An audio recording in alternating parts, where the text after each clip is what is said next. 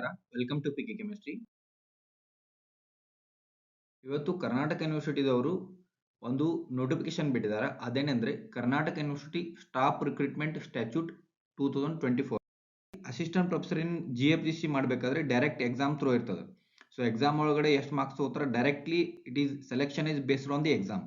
ಅದೇ ರೀತಿ ಯೂನಿವರ್ಸಿಟಿ ಒಳಗಡೆ ರಿಕ್ರೂಟ್ಮೆಂಟ್ ಆಗಬೇಕಾದ್ರೆ ಏನು ಪ್ರೊಸೀಜರ್ ಅಂತ ಅದೇನೆಂದ್ರೆ ಪ್ರತಿ ಇನ್ನೊಂದು ಯೂನಿವರ್ಸಿಟಿ ಏನದಾವಲ್ಲ, ಈ ಸ್ಟೇಟ್ ಯೂನಿವರ್ಸಿಟಿ ಒಂದು ಸ್ಟ್ಯಾಚ್ಯೂಟ್ ಮಾಡ್ಕೊಂಡಿರ್ತಾವ. ಮೀನ್ಸ್ ಒಂದು C&R ರೂಲ್ಸ್ ಮಾಡ್ಕೊಂಡಿದ್ದಾವ. ಆ C&R ರೂಲ್ಸ್ ಪ್ರಕಾರ ಏನು ಮಾಡ್ತಾರೆ, ಅಪಾಯಿಂಟ್ಮೆಂಟ್ ಆಗ್ತದೆ. ಆ C&R ರೂಲ್ಸ್ ಏನೇನದಾವ, ನಾನು ರಾಯಚೂರು ಯೂನಿವರ್ಸಿಟಿದು ಮತ್ತು ಕರ್ನಾಟಕ ಯೂನಿವರ್ಸಿಟಿ ಧಾರವಾಡದ ಸ್ಟ್ಯಾಚ್ಯೂಟ್ ಏನಿತ್ತಲ್ಲ ಅದನ್ನ ಒಂದು ವಿಡಿಯೋ ಮಾಡಿ ಹಾಕೇನಿ. ಆ ವಿಡಿಯೋನ ನಾನು ಡಿಸ್ಕ್ರಿಪ್ಷನ್ ಬಾಕ್ಸಲ್ಲಿ ಕೊಡ್ತೀನಿ.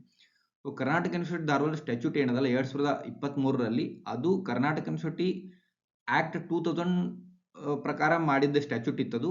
ಅದಕ್ಕೆ ರಿಲೇಟೆಡ್ ಆಗಿ ಏನಿತ್ತದ ಅಂದ್ರೆ ಮತ್ತೆ 2024ರಲ್ಲಿ ಕರ್ನಾಟಕ ಯೂನಿವರ್ಸಿಟಿದವರು ಒಂದು ಸ್ಟ್ಯಾಚ್ಯೂಟ್ ಮಾಡಿ ಒಂದು ಅದನ್ನ ಗೌರ್ಮೆಂಟ್ಗೆ ಅಂದ್ರೆ ಆರ್ಥಿಕ ಇಲಾಖೆಗೆ ಮತ್ತು ಗವರ್ನರ್ಗೆ ಅಪ್ರೂವಲ್ ಕಳಿಸಿದ್ರೆ ಆ ಸ್ಟ್ಯಾಚ್ಯೂಟ್ ಅಪ್ರೂವ್ ಆಗಿ ಬಂದದ. ಅದಕ್ಕಾಗಿ ಇದು ನೋಟಿಫಿಕೇಶನ್ ಬಿಟ್ಟಿದ್ದಾರೆ. ಇದನ್ನು ನೀವು ನೋಟಿಫಿಕೇಶನ್ ಸೆಕ್ಷನ್ ಅಲ್ಲಿ ನೋಡಬಹುದು. ಕರ್ನಾಟಕ ವಿಶ್ವವಿದ್ಯಾಲಯದ ವೃಂದ ಮತ್ತು ನೇಮಕಾತಿ ನಿಯಮದ ತಿದ್ದುಪಡಿ ಅನುಶಾಸನ 2024ಕ್ಕೆ Karnataka university staffs recruitment amendment statute 2024 ಅನುಶಾಸನವನ್ನು ಪ್ರಕಟಿಸುವ ಕುರಿತು KUDದವರು ಒಂದು ಲೆಟರ್ 2024ಕ್ಕೆ ಏನ್ ಮಾಡಿದ್ರೆ ಒಂದು C&R ರೂಲ್ಸ್ ಮಾಡಿ ಮತ್ತೆ ರಾಜ್ಯಪಾಲರಿಗೆ ಕಳಿಸಿದ್ರೆ ಆ ರಾಜ್ಯಪಾಲರು ಇದನ್ನ ಅನುಮೋದನೆ ಮಾಡಿ ಮತ್ತು ವಾಪಸ್ ಕೊಟ್ಟಾರ. ಅದಕ್ಕೆ ಇದು ಆನ್ಲೈನ್ ರಿಲೀಸ್ ಮಾಡ್ಯಾರ ಅಂತ. ಸರ್ಕಾರದ ಕಾರ್ಯದರ್ಶಿಗಳಿಂದ ಯೂನಿವರ್ಸಿಟಿ ಅವರಿಗೆ ಬಂದ ಲೆಟರ್ ಇದು. ಇದರಲ್ಲಿ ನೋಡಿ, ಕರ್ನಾಟಕ ವಿಶ್ವವಿದ್ಯಾಲಯದ ವೃಂದ ಮತ್ತು ನೇಮಕಾತಿ ನಿಯಮದ ತಿದ್ದುಪಡಿ ಮಾಡಿದ ಅನುಶಾಸನ ಅನುಮೋದಿಸುವ ಕುರಿತು ಏನು 2024ಕ್ಕೆ ಏನು ಮತ್ತು C&R ರೂಲ್ಸ್ ಒಂದು ಕಳಿಸಿದ್ರಲ್ಲ ಅದನ್ನ ಅನುಮೋದಿಸಿದಾರ ಅಂತ ಹೇಳ್ತಾರೆ. ಇಲ್ಲಿ ನೋಡ್ರಿ, ಮೇಲ್ಕಂಡ ವಿಷಯಕ್ಕೆ ಸಂಬಂಧಿಸಿದಂತೆ ಉಲ್ಲೇಖಿತ ಪತ್ರಕ್ಕೆ ಸಲ್ಲಿಸಲಾಗಿದ್ದ Karnataka university staff recruitment statute 2024ಕ್ಕೆ ಉಲ್ಲೇಖ 2ರಲ್ಲಿ ಆರ್ಥಿಕ ಇಲಾಖೆಯು ನೀಡಿದ ಸಹಮತಿಯ ಮೇರೆಗೆ ಅಂತ ಹೇಳ್ತಾರೆ. ಮೀನ್ಸ್ ಆರ್ಥಿಕ ಇಲಾಖೆ ಸಹಮತಿ ನೀಡಿದೆ ಅಂತ ಹೇಳ್ತಾರೆ. ಸಹಮತಿಯ ಮೇರೆಗೆ ಮಾನ್ಯ ರಾಜ್ಯಪಾಲರು ಹಾಗೂ ಕುಲಾಧಿಪತಿಗಳು ದಿನಾಂಕ 18/6/2026ರಂದು ಅನುಮೋದನೆ ನೀಡಿರುತ್ತಾರೆ ಎಂದು ತಿಳಿಸಲು ಹಾಗೂ ಮಾನ್ಯ ರಾಜ್ಯಪಾಲರು ಹಾಗೂ ಕುಲಾಧಿಪತಿಗಳಿಂದ ಅನುಮೋದಿಸಲ್ಪಟ್ಟಿರುವ ಪೂರ್ವೋಕ್ತ ಪರಿನಿಯಮಗಳ ಮೂಲ ಪ್ರತಿಯನ್ನು ಈ ಪತ್ರದೊಂದಿಗೆ ಲಗತ್ತಿಸಿ ತಮಗೆ ಕಳಿಸಲ್ಪಟ್ಟಿದ್ದೇನೆ ಅಂತ ಹೇಳ್ತಾರೆ. ಅಂದ್ರೆ ಇವರು ಸರ್ಕಾರದ ಕಾರ್ಯದರ್ಶಿಗಳು ಕೊಟ್ಟಾರ. ಇದೇನಂದ್ರೆ ಆರ್ಥಿಕ ಇಲಾಖೆ 2024ರದ ಏನು ಸ್ಟ್ಯಾಚ್ಯೂಟ್ ಇವರು ಕಳಿಸಿದ್ರಲ್ಲ ಅದಕ್ಕೆ ಆರ್ಥಿಕ ಇಲಾಖೆ ಅನುಮೋದನೆ ನೀಡಿದ, ಅದೇ ರೀತಿ ರಾಜ್ಯಪಾಲರು ಅನುಮೋದನೆ ನೀಡಿದಾರ ಅಂತ ಹೇಳ್ತಾರೆ ಇವರು. The register of Karnataka university has submitted the draft submit ಮಾಡಿದ್ರು 2024. ಅದಕ್ಕೆ ಹಾನರಬಲ್ ಗವರ್ನರ್ ಅಂಡ್ ಚಾನ್ಸಲರ್ ಅನುಮೋದನೆ ನೀಡಿದಾರ ಅಂತ ಹೇಳ್ತಾರೆ. Draft statute was approved by the finance committee, academic council and syndicate in their meetings held June 20, 2025 ಅಲ್ಲಿ ಅನುಮೋದನೆ ನೀಡಿದೆ ಅಂತ ಹೇಳ್ತಾರೆ. Approval has been examined taking into consideration the provisions of the amendment rules of UGC regulations on minimum qualifications for appointment and promotions of teaching and non-teaching and other academic staff in universities and colleges, as well as measures of the maintenance of standards of higher education and section 41 of the Karnataka University Act 2000. ಏನಿದು statute ಮಾಡಿದೆ ಅಂತ ಹೇಳಿ Karnataka state university act 2000 ಪ್ರಕಾರನ ಅದು. Okay, ಮತ್ತೇನು ಹೇಳ್ತಾರೆ, honourable higher education minister has approved the proposal ಅಂತ ಏನು ಪ್ರಪೋಸಲ್ ಅದಲ್ಲ ಇದು ಅಪ್ರೂವ್ ಮಾಡಿದಾರ ಅಂತ ಹೇಳ್ತಾರೆ ಅವರು. ಓಕೆ, ಇಲ್ಲಿ ನೋಡ್ರಿ ಅಪಾಯಿಂಟ್ಮೆಂಟ್ ಪ್ರೊಸೀಜರ್ ಏನದ ಅಂತ ಹೇಳ್ತಾರೆ. ಇಲ್ಲಿ ಮೋಡ್ ಆಫ್ ರಿಕ್ರೂಟ್ಮೆಂಟ್ ಹೆಂಗದ, ಇಲ್ಲಿ ಡೈರೆಕ್ಟ್ ರಿಕ್ರೂಟ್ಮೆಂಟ್ ಇದ್ದಾಗ ಸ್ಟೇಟ್ ಗೌರ್ಮೆಂಟ್ದವರು KEAದವ್ರಿಗೆ ಅವ್ರ ಸಮ್ ಅದರ್ ಬಾಡಿಗೆ ಎಕ್ಸಾಮಿನೇಷನ್ ಮಾಡ್ಲಿಕ್ಕೆ ಕೊಡ್ತಾರ.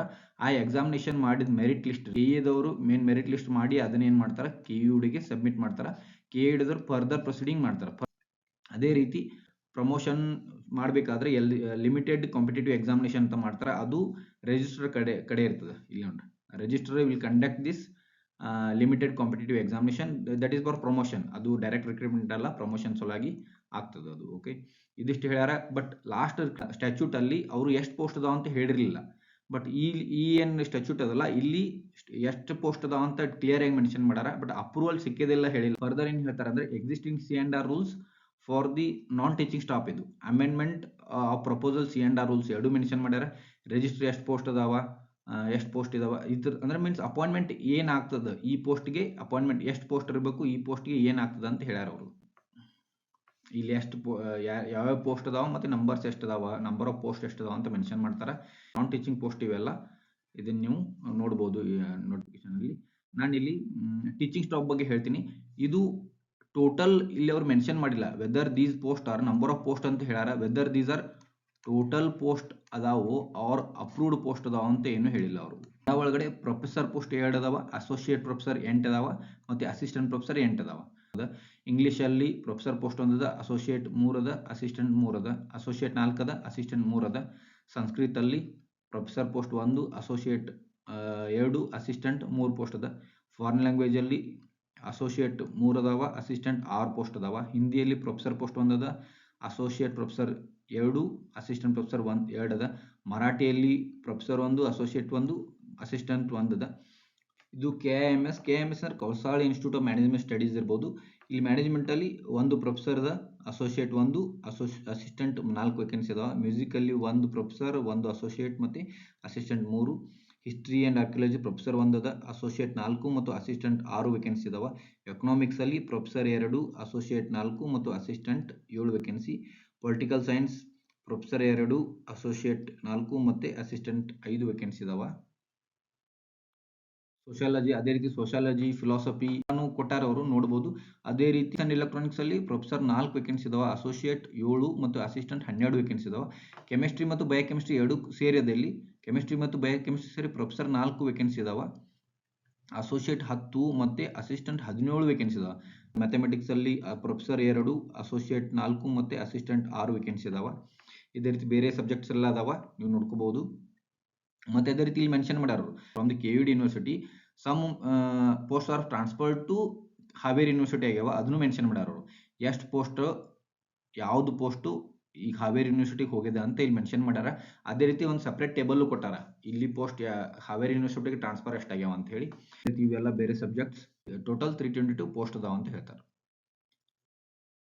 Okay, next under graduate courses ಅದಾವ. ಅಂಡರ್ ಗ್ರಾಜುಯೇಟ್ಸ್ ಅಂದ್ರೆ KCD ಅಲ್ಲಿ ಬರ್ತದೆ. ಇದು KCD ಇರುವಂತಹ ಡಿಗ್ರಿ ಕೋರ್ಸ್ಗಳಿಗೂ ಪೋಸ್ಟ್ಸ್ ಅದಾವ.